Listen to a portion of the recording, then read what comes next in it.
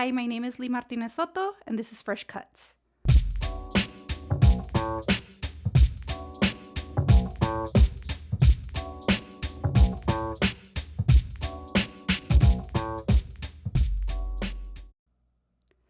Dear cis people, repeat after me. My pronouns are not preferred, optional, an alternative for you to ignore, overlook, change when you don't feel like believing me about who I am, when you don't really care for respecting, acknowledging my existence, when we argue and you seek a surefire way to shake me to my core. Dear cis people, it's been years since you last opened, let alone read, any biology books, peer-reviewed journals, or paid attention to the emotional labor that I and many others have screamed and cried at the top of our fucked up lungs.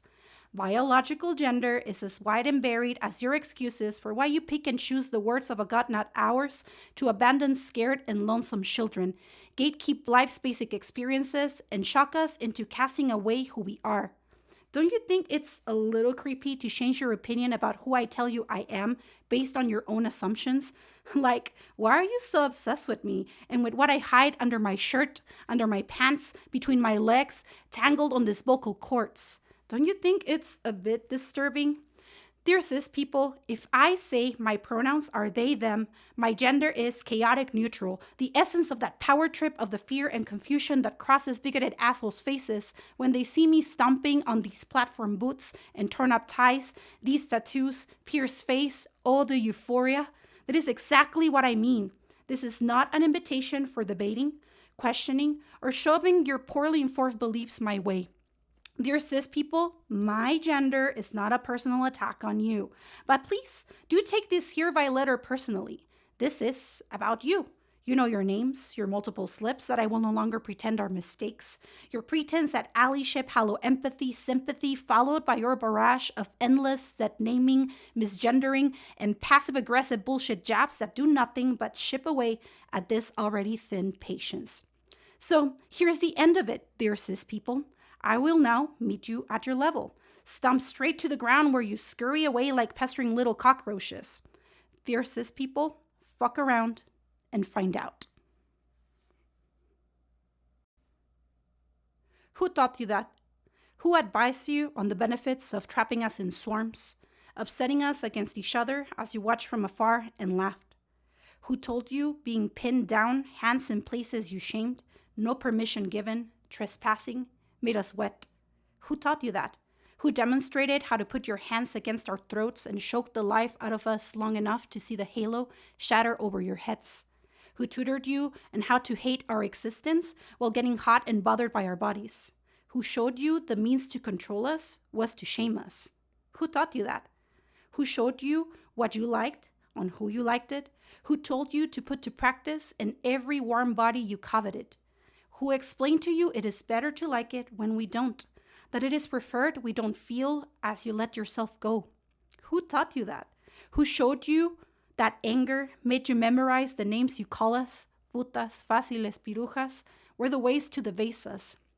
Who mentored you so you would follow the same patterns we have seen time and time again, same disregard, same hatred, different hands and different faces?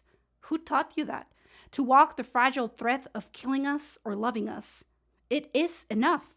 It's been enough since the early days of your violence, and we have grown tired and weary of waiting for your empathy and respect. From now on, our mother's tongues will ignite you, my sister's hands cast the first stones, queer siblings' tears paint your faces red, and we'll show you how to feel shame. We will teach you now.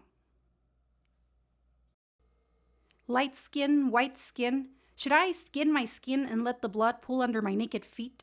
Set it up for close inspection to determine my genes that I know nothing about?